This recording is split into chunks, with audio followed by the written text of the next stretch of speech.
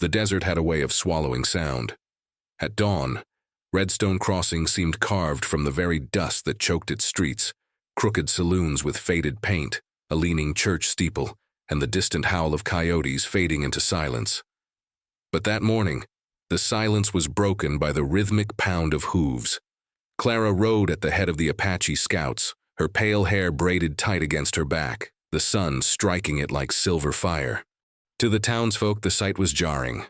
A white woman dressed in fringed buckskin, streaks of paint across her face, moving with the bearing of a warrior. Whispers slid through the crowd as shutters creaked open and shop doors hesitated to close. Children pointed, mothers pulled them inside. She dismounted in front of the old well at the town's center. Dust swirled around her boots, clinging to the deerskin leggings stitched by Apache hands. A spear rested across her back, and at her hip hung a knife with a carved handle, not bought but earned. The sheriff stepped forward, his hat low over wary eyes. "Redstone don't take kindly to Apaches," he said, voice tight. His gaze flicked over her pale skin, her foreign blue eyes. "Nor do those who think they are." Clara didn't flinch. She had heard it before, in whispers, in shouts, in the crack of gunfire. She let her eyes wander across the men gathering at porches and doorways, hands brushing against holsters. "I'm not here for your kindness," she answered, her voice even, carrying in the morning air. "I'm here for justice."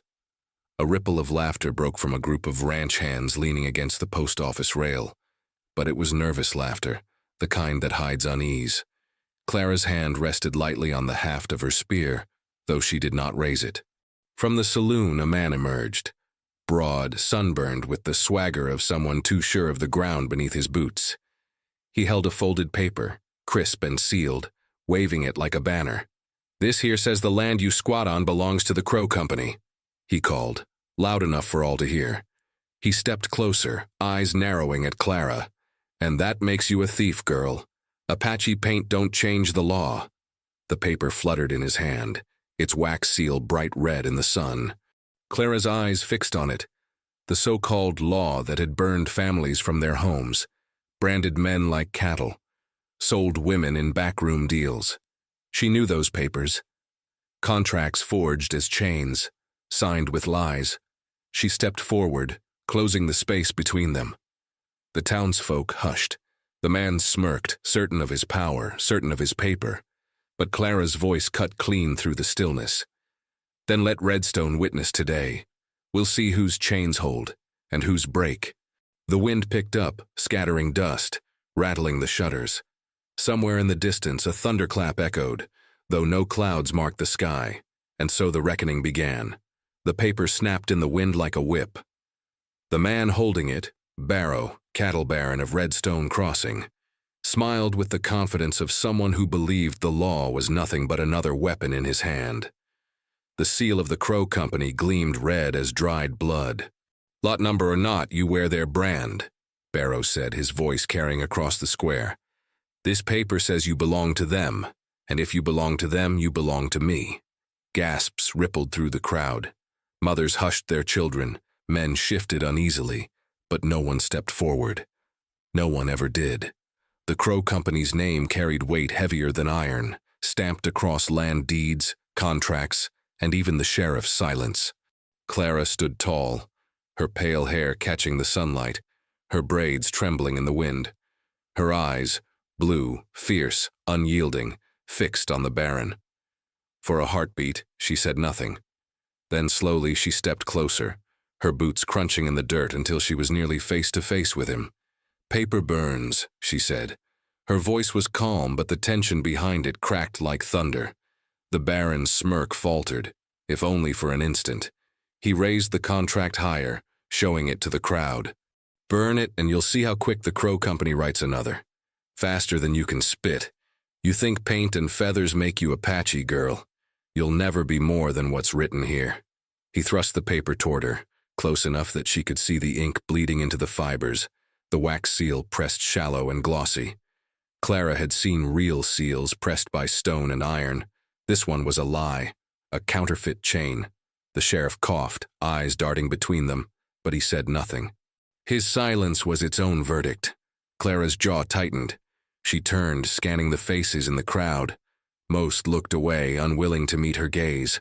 But at the edge of the square, an old blacksmith's widow, Mrs. Webb, stepped forward, soot still smudged across her arms. She folded her hands, chin lifted. "Let me see it," she said. Barrow sneered, but Clara snatched the contract from his grip before he could protest. The paper fluttered once before she placed it in Mrs. Webb's hands. The widow studied it, turning it to the light, her thumb brushing the seal. "Paint," she said flatly. "Not pressed. A child could see it's false." A murmur rolled through the townsfolk. Barrow's face darkened, his jaw tightening. But Clara only crossed her arms, the beads on her sleeves clinking softly.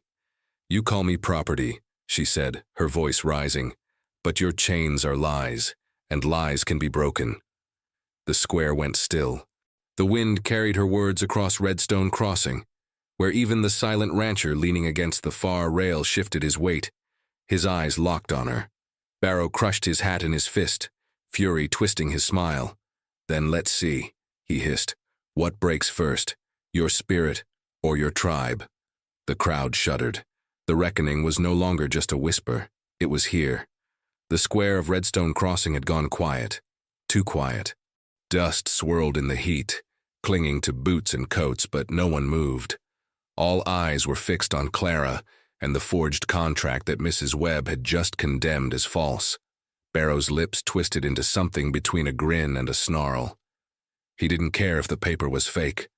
Power didn't need truth, only fear. He raised his voice so the whole town could hear. "She defies the law. She mocks the company. If Redstone won't stand with me, then Redstone will burn with her." Gasps cut through the crowd. Men shuffled nervously, fingers brushing against pistols. A boy dropped his bucket at the well. The clang echoed like a shot. And then, a sound. Soft, deliberate. The scrape of a boot against wood. From the shade of the saloon's porch, a man stepped forward. Dust clung to his coat, the brim of his hat shadowed his face. But his silence carried more weight than Barrow's threats. Every step was slow, measured, as if he were walking against time itself. Clara's eyes narrowed. She knew him only by whispers. Cain, the rancher who spoke less than he breathed. They called him the Silent Hand. Some said he'd buried more secrets than the desert sands could cover. Others swore he'd once been Crow Company muscle until something turned him cold. Cain stopped at the edge of the crowd. He didn't look at Clara. He didn't look at Barrow. He simply lifted his hand, 2 fingers raised, steady as stone. The gesture froze the square. An unspoken bid. Barrow barked out a laugh, too loud, too sharp. "What's this? You think this is an auction, Cain? You think you can buy what belongs to me?" Still, Cain said nothing. He slid his other hand into his coat, and when it came back out, he held not coin nor paper, but a small canteen. Sunlight caught on its dented metal. He unscrewed the cap slowly, poured water into the dust at his feet. The ground drank it greedily. The crowd gasped. In a land where water was worth more than blood, Cain had just laid down a bid no man could match. Clara's chest tightened. She understood the message. He wasn't buying her. He was challenging Barrow, declaring before all of Redstone Crossing that the company's chains, paper, iron, or fear, held no claim where he stood. Barrow's face turned crimson. His fists shook. The fake contract crumpled in his grip. "You'll regret this, Cain," he spat, voice cracking. "Both of you will." But Cain didn't flinch. His hand dropped to his side, fingers brushing the grip of his revolver, though he never drew it. His silence was his weapon, his defiance louder than any bullet. The people of Redstone shifted uneasily, torn between fear and awe. For the first time, Clara saw Barrow hesitate, and in that hesitation, the balance of Redstone began to tip. The sun dipped low over Redstone Crossing, bleeding gold and crimson across the horizon. Clara tightened the leather strap of her spear, her eyes fixed on the dust that still lingered in the square. Barrow's threat hung in the air like smoke that refused to clear. Cain stood beside her, silent as ever. He had not spoken a word, but his presence was louder than any promise. The townsfolk watched them leave, some with pity, others with fear, and a few with the faint spark of something more dangerous: hope. Clara swung into the saddle of her horse. The paint of her adopted people still streaked across her cheeks. Cain mounted with slow, deliberate ease. Without a signal, they rode side by side, the crowd parting reluctantly as if afraid to touch the dust stirred by their hooves. Beyond the town's edge, the desert stretched open, endless and merciless. The silence between them was heavy, but not empty. Clara's grip on the reins trembled slightly, though her chin stayed high. At last, Cain's voice broke the quiet, low, rough, almost foreign from disuse. "They'll come." Clara glanced at him, startled more by the words than the meaning. "Then let them," she said, her voice steady. "I've run enough." His eyes flicked toward her, sharp, unreadable. Then he nodded once as if sealing a pact. They pressed on through the scrubland, the sky darkening into indigo. Coyotes howled somewhere in the distance, but it wasn't coyotes that made Clara's stomach twist. It was the sudden flicker of lantern light cresting the ridge behind them. Her heart clenched. Riders. Cain reined in, eyes narrowing. 4, no, 6. Their silhouettes cut sharp against the dying light, moving fast, too fast to be travelers. Clara's hand went to her spear, but Cain only raised his palm. Not yet. They urged their horses down into a dry creek bed, hooves muffled against the sand. The lanterns bobbed higher on the ridge, following, unhurried, like wolves circling prey. Clara's breath came quick. Memories clawed at her, chains biting her wrists, jeers of a crowd, the crack of the auctioneer's voice. But she forced them down, replacing fear with the steady rhythm of her people's drums. She was not prey anymore. Then the first shot rang out. The crack echoed through the canyon, sparks exploding against stone near Cain's stirrup. The horses reared, snorting, eyes rolling white. Clara clung to her reins, teeth gritted. Cain's revolver was already in his hand, though he still hadn't fired. The riders poured into the creek bed, Crow Company men with their long coats and smug grins, iron glinting in the firelight. Barrow wasn't among them, but his shadow was in every sneer. "Paper don't burn so easy, girl," one of them called, voice cruel. "Company says you're still theirs." Clara's blood surged hot. Her spear gleamed in the twilight as she leveled it, blue eyes blazing with defiance. Cain finally spoke, voice low as thunder rolling in the distance. "Then let them try." The night erupted in fire and steel. The desert night was never truly dark. Stars burned hard and cold above Redstone Crossing, their light spilling like silver across the land. Clara and Cain had shaken the first wave of riders, cutting through canyons until even the echoes of hooves died away. But both of them knew it was only a pause, not safety. Cain's ranch lay at the edge of a dry mesa, a weathered house of timber scarred by sand and wind, a barn leaning like an old soldier, corrals creaking under the restless stamp of horses. To Clara, it looked less like a refuge and more like a promise waiting to be tested. They dismounted in silence. Clara's hands shook as she tended the horses, not from fear, but from anticipation. She could feel it. The storm hadn't passed. It was only circling closer. Cain lit a lantern inside the barn, its glow weak against the vast night. For the first time, Clara saw lines etched deep into his face, the weight of years spent fighting shadows no one else dared to name. He set the lantern down and finally met her eyes. "They'll come here," he said simply. Clara nodded. "Then let them find more than fire waiting." But fire found them first. A whistling arc cut the sky, landing with a crash against the wagon shed. Flames leapt high, painting the ranch in orange fury. Horses screamed, kicking against their stalls. Clara spun, spear in hand, as more torches sailed through the night, bursting against the barn walls. Shouts followed. Crow Company men, a dozen at least, shadows with rifles glinting under the firelight. Their laughter carried over the crackle of flames. "Burn 'em out!" one hollered. "Barrow wants ash before dawn." Clara's chest tightened, but she did not falter. She tore a bucket from its hook, racing toward the well. Fire clawed across her arms as she doused the wagon, smoke biting her throat.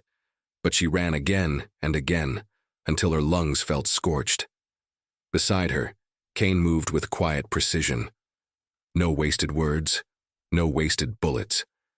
His revolver barked once, dropping a rider from his horse. Another shot shattered a lantern before it could land.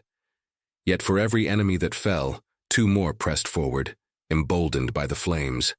The barn door splintered, sparks spraying as heat licked its frame. Clara lunged inside, coughing, eyes stinging, and drove the panicked horses out, slapping their flanks until they vanished into the night. Her hands were raw, blistered, but she didn't stop until the last stall was empty. When she stumbled back into the yard, Kane was reloading, his face lit by fire. The men outside jeered, circling, but none dared rush too close. Not yet. Clara gripped her spear, standing beside him, the heat at her back and the enemy before her. "We can't hold them all," she said, her voice hoarse but steady. Kane's gaze flicked to her, unreadable. Then he gave a single nod. "Then we don't hold," he answered. "We break." And with those words he stepped forward into the fire, dragging Clara with him, straight toward the storm. The fire at Kane's ranch smoldered through the night, leaving black scars against the earth. Smoke clung to the air like a curse, curling into Clara's lungs with every breath. She sat on the edge of the well, her arms streaked with soot, her palms raw and blistered from hauling water until her strength gave out. The attackers had fallen back before dawn, leaving behind wreckage, laughter echoing in retreat, and a single warning nailed to the charred doorframe. A strip of parchment stamped with the Crow Company's red wax. Kane ripped it free, his jaw tight. He said nothing, only handed it to Clara.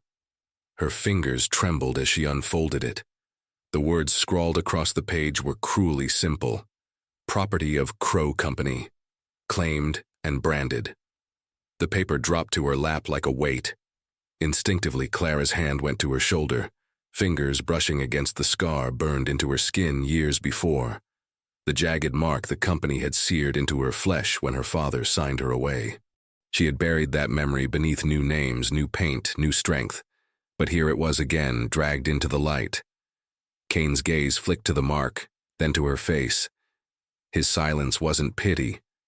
It was recognition. "They'll use it," Clara whispered. Her voice cracked, raw as the smoke still in her throat. "No matter where I go, no matter what I build, they'll wave this brand and call me theirs." The desert wind howled through the broken boards of the barn, scattering ashes into the dawn. Kane knelt beside her, placing the crumpled parchment in the ashes. With a flick of his flint, sparks caught the corner, curling the paper into flame. It burned fast, the wax bubbling, the words blackening until nothing remained but dust. "Chains of paper," Kane said at last, his voice low, gravel rough. "Only hold if you let them." Clara's eyes stung, not from the smoke, but from something deeper. She wanted to believe him, but she knew the company too well. They didn't need truth to bind someone, only fear and silence. She rose, the spear strapped to her back, catching the morning light. Around her wrists, bruises from the shackles still bloomed purple. She lifted her chin. "Then I'll give them neither," she said. "Not fear, not silence." Kane studied her for a long moment, then nodded once. "The town won't stand with us, not yet. But there's another way." Her breath caught. "The Apache?" His silence was answer enough. For the first time since the flames had swallowed the night, Clara felt something stir inside her chest. Not dread, not grief. Something sharper, steadier. Resolve. She touched the scar on her shoulder once more, then lowered her hand, her blue eyes narrowing toward the horizon. If the Crow Company wanted to brand her, to call her theirs, then she would turn that mark into something else. Not a chain, a weapon. The canyon walls glowed red in the late afternoon sun, as Clara and Kane rode into the Apache camp. Smoke from cook fires curled upward, carrying the scent of mesquite and roasting maize. Children paused their games, staring at the pale-haired woman who rode with the steadiness of one of their own. Warriors watched in silence, their eyes sharp, weighing her with every glance.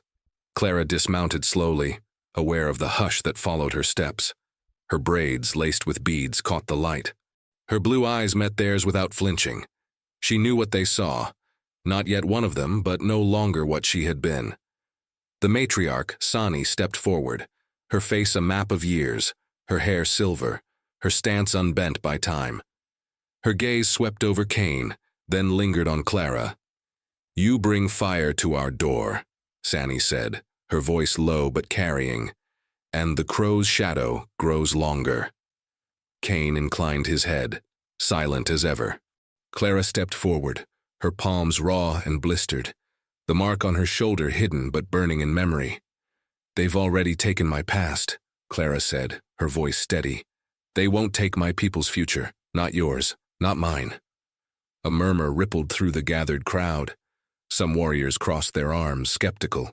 Others leaned in, intrigued. Sani's eyes narrowed. "You speak as if you belong," she said. "But belonging is not claimed by words. It is proven by blood, by fire, by silence kept when silence is hardest." Clara's heart pounded. She expected this. She had felt it coming since Cain led her here. Sani raised her staff, its wood polished by generations of hands. "Tonight, the council will decide. We will hear what path to take, to flee, to bend, or to fight." Her gaze locked onto Clara. "And you, pale hawk, will face trial, to see if your fire is more than smoke." The council circle formed as twilight bled across the sky. Warriors and elders sat in a ring, the flames of a great fire licking upward, shadows dancing on stone.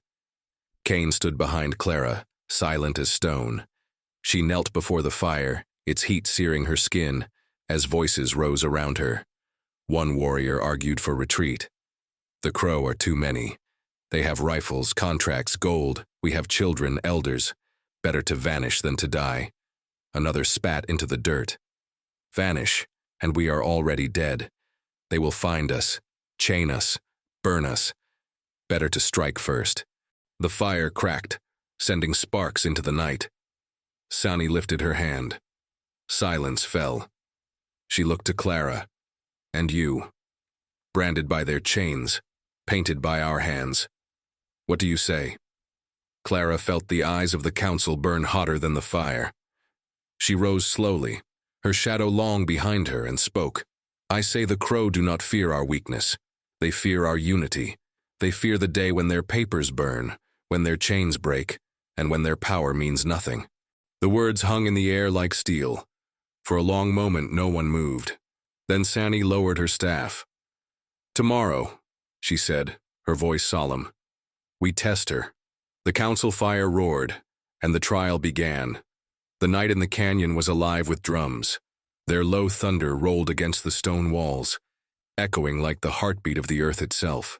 Sparks from the council fire climbed into the black sky, carried away by the wind, vanishing into stars.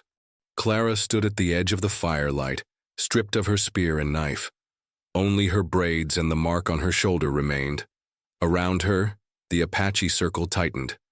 Elders watching with calm severity, warriors with unreadable eyes, children pressed close to their mothers, their faces painted with awe and fear. Sani, the matriarch, raised her staff. The drums ceased. The silence pressed heavy. "Tonight," Sani said, "we see if the pale hawk carries more than feathers, if her spirit can endure what iron and paper could not." A warrior stepped forward carrying a shallow clay bowl. Inside, coals glowed red, breathing heat into the cool night. He set it before Clara. "The trial of fire," Sani intoned. "Your hands will carry flame. If your will breaks, your place breaks with it. If you endure, your spirit will not belong to them, but to us." Clara's throat tightened. Memories clawed at her. The hiss of branding irons, the stink of her own burning flesh, the jeers of men who called her property. For a moment her knees threatened to buckle.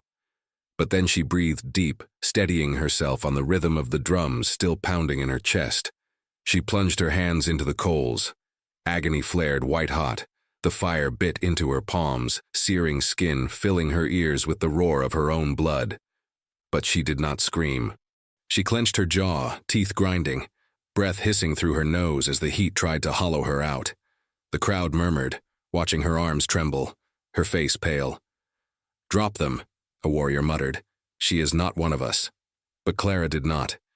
She lifted the bowl instead, raising it above her head, her hands blistering, smoke rising from her palms.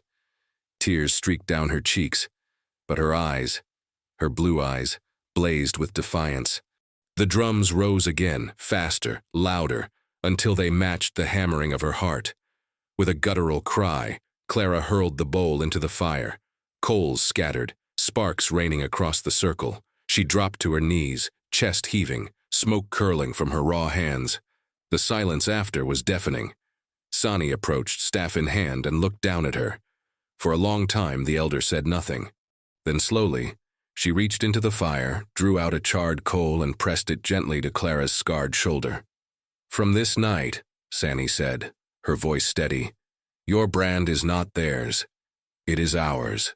You are Twii, the one who carries the storm back." A cheer rose from the younger warriors, fierce and wild. Clara's arms shook as Cain stepped forward, steadying her, but she did not fall. She had endured. She was no longer just the girl marked by chains. She was Apache now. The canyon at dawn was painted in copper and shadow. High walls rose like jagged teeth, and the wind carried with it the faint echo of riders. Cain knelt beside a cluster of stones, his revolver resting loosely in his hand.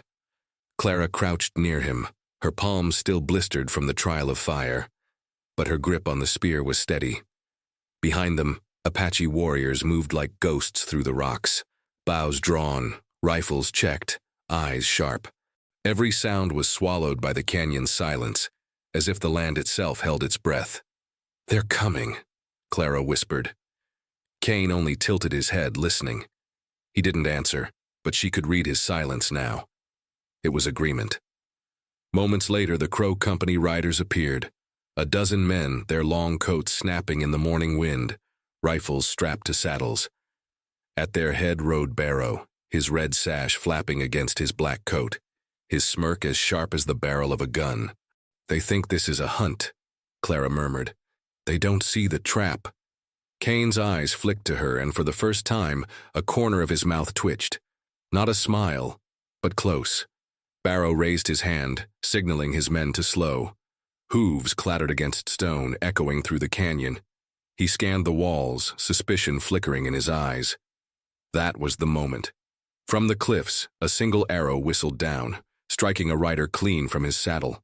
Before the body hit the ground, rifles cracked, echoing like thunder. Horses screamed, rearing as dust exploded around them. The canyon erupted in fire and fury. Clara surged forward, spear in hand. She drove it into the flank of a rider who had broken through the line, yanking him from the saddle. The man crashed into the dirt, scrambling for his pistol, but she slammed the spear's butt across his face, leaving him bloodied and still. Her breath roared in her ears, but her movements were sharp, sure. The drums from the trial echoed inside her chest, guiding her through the chaos. Cain fired once, twice, each shot deliberate, each finding its mark. His silence was no longer absence. It was precision, deadly and calm. Barrow bellowed orders, trying to rally his men, but panic spread faster than command. The narrow canyon left them no room to maneuver. Horses crashed into each other. Men fell screaming under the rain of arrows. One rider spotted Clara charging with a knife. She spun, catching his arm with her blistered hands, pain searing her nerves, but she did not falter. She twisted, drove her knee into his gut, and shoved him hard against the rocks. Blood smeared her palms, her shoulders ached, but her spirit burned hotter than the fire that had nearly consumed her. When the dust began to settle, only a few crow riders remained, galloping back the way they'd come, leaving their dead behind. Barrow sat astride his horse at the far end of the canyon, his face twisted in rage, his eyes locked on Clara. "This isn't over," he shouted, his voice cracking across the stone walls. "You carry our mark, and I'll carve it deeper before I'm through." Clara lifted her spear, pointing it toward him, her voice carrying like steel. "Then come and try." Barrow's horse reared, and in a spray of dust he vanished with his men. The canyon fell silent again, but this time it was the silence of victory. Redstone Crossing never liked mornings. Its streets were usually slow to stir, the dust thicker than the business, the saloon doors swinging only when whiskey called. But on that morning, the town awoke to something different. The sound of hooves, the sight of riders. Kane entered first, his hat brim shadowing eyes that had seen too much. At his side rode Clara, her pale hair braided tight, her hands wrapped in cloth from the burns of the trial. Behind them, Apache warriors fanned out like a storm given flesh. The townsfolk froze where they stood. Merchants stopped mid-sail. A blacksmith left his hammer raised in the air, and mothers pulled children back into doorways. Eyes darted between Kane, the silent rancher, and Clara, the branded girl who now rode with paint on her face and fire in her gaze. On the courthouse steps, Sheriff Mathers stepped out, his badge dull in the morning light. His voice tried for authority, but cracked under the weight of what he saw. "What is this, Kane? You bring warriors into Redstone?" Kane didn't answer. He never needed to. He just fixed his gaze on Clara. Clara nudged her horse forward until she stood before the courthouse. From her saddlebag, she pulled the crumpled parchment Barrow had nailed to the ranch door, the one marked property of Crow Company. She held it high so all could see, the red wax glinting like dried blood. "This," Clara said, her voice carrying across the square, "is the law they claim. Paper chains, lies stamped in wax." A murmur ran through the crowd. Some men shifted uneasily, recognizing the seal. Others clenched their jaws as if ashamed. Clara's voice rose. "Last night they came with fire. They burned, they branded, they killed. And tomorrow they will come for you. Your land, your homes, your children." She tore the paper in half, the sound ripping through the silence. "Unless we say no, unless we say enough." The pieces fluttered into the dirt. Sheriff Mathers swallowed hard, his hand twitching near his belt. "That's company law, girl. You break it, you break yourself." Clara's blue eyes burned as she stared him down. "Then let Redstone see who truly breaks, a sheriff who hides behind ink, or a people who finally stand." From the back of the crowd, Mrs. Webb stepped forward, her soot-stained hands clenched into fists.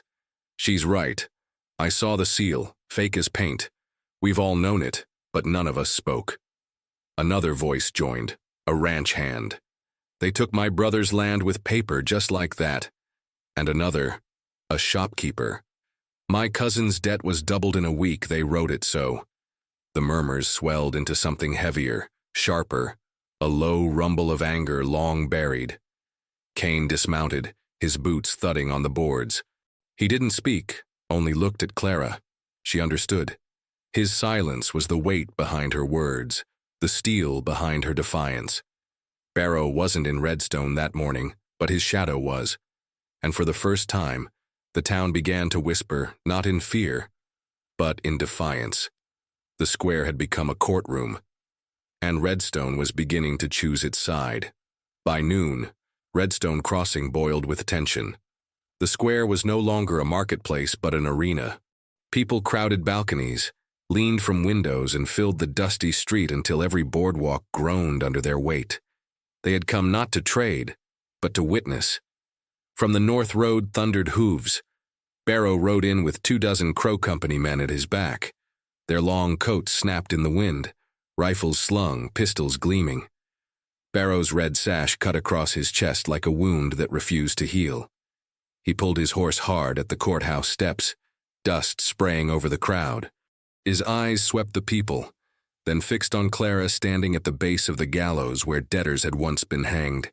She was bareheaded, her pale hair braided, her blue eyes cold fire. Kane stood beside her, silent as always. The Apache warriors spread like a living wall behind them. Barrow's smile was a knife. "You think a girl's words and a mute stare can break company law?" He held up another parchment, crisp and sealed. "The ink is dry, the mark is clear. She is ours. Redstone is ours. By contract, by right, by force if we must." He shoved the paper toward the sheriff. Mathers caught it, hands trembling, sweat rolling down his temple. For years he had bent under company weight. Today, all eyes were on him. Before he could speak, Clara strode forward. She snatched the paper from the sheriff's hands, holding it high for all to see. "This is their weapon. Not guns, not chains. lies written in ink. She tore the parchment in half, then again, the pieces scattering like dead leaves. A collective gasp rippled through the crowd. Barrow's face twisted with fury. "You dare!" "I dare," Clara cut him off, her voice ringing. "Because this mark they branded on me." She yanked her sleeve down, showing the scar seared into her shoulder. The crowd recoiled at the sight, some with pity, others with rage. This was meant to make me theirs. But tonight, Redstone will see it for what it is. Proof of their cruelty, not their claim. Murmurs turned to shouts. A rancher's voice broke clear. "They forged my brother's debt." Another cried, "They seized my land with paper lies." One by one, townsfolk raised their voices, the square filling with accusation. Barrow tried to shout them down, but the roar drowned him. For the first time, his power faltered, stripped bare in the daylight. Kane stepped forward, his silence heavier than words. He pulled a single bullet from his belt, held it up, then dropped it onto the broken pieces of parchment at Clara's feet. The message was clear. The only seal that mattered now was forged in lead, not wax. Barrow's hand flew to his pistol, but dozens of rifles cocked in unison. Apache, townsfolk, even a few of his own wavering men. The square had become a jury, and the verdict was near. The square of Redstone held its breath. Dust swirled in the noon light, caught between the cries of the people and the fury burning in Barrow's eyes. Clara stood tall, her pale hair loose now, her scar bare for all to see. Not hidden, not ashamed. Barrow's pistol hovered at his side, his finger itching. But before he could raise it, Kane stepped forward, his revolver drawn in silence, barrel steady. Two men, locked in a stare that carried more than words. Then Clara lifted her voice, clear and sharp as a blade. "You branded me to make me property. You forged papers to chain this town. But iron rusts, paper burns, and lies break when we stand together." She reached to her shoulder, where the jagged scar burned like a brand of memory. With her other hand, she held a shard of iron taken from Kane's forge. Slowly, deliberately, she pressed it to her flesh. The hiss filled the square, smoke rising, the smell of seared skin twisting stomachs. But Clara did not flinch. Her cry was not pain, but defiance. "This mark is no longer yours." She lifted her arm high, the scar now scorched into a new symbol, one not of ownership, but of choice. The Apache warriors let out a cry, fierce and wild. Townsfolk raised their fists, their voices swelling into a roar. Barrow's face drained of color. He tried to shout, to command, but his words were drowned out by the tide rising against him. "Chains!" Clara shouted, pointing at the fragments of parchment at her feet. "Break them!" A rancher stepped forward, ripping his own debt note in half. A shopkeeper followed, burning hers in the fire pit at the square's center. One by one, the people of Redstone destroyed their contracts until the air was thick with ashes. Barrow's pistol trembled. He looked around, but the eyes that once bowed to him now burned with defiance. Even his own riders shifted uneasily, their loyalty cracking. Kane's revolver stayed leveled, his silence as heavy as judgment. At last, Barrow's hand fell. The pistol clattered to the dirt. He turned, spurring his horse into retreat, vanishing in a storm of dust. His men scattered after him, no longer an army, just shadows fleeing the sun. The square erupted, not in chaos, but in freedom. Children laughed, elders wept, voices rose in chants that echoed off the canyon walls. Redstone had broken its chains. Clara stood in the center, her chest heaving, her hands blistered and scarred. Kane moved to her side, steady as the mountain. She looked at him, at the people, at the ashes still drifting in the light. She was no longer a victim of paper or iron. She was what the Apache had named her. The storm returned, and as the bells of Redstone tolled for the first time in years, the town knew. The reckoning had come, and the chains were broken.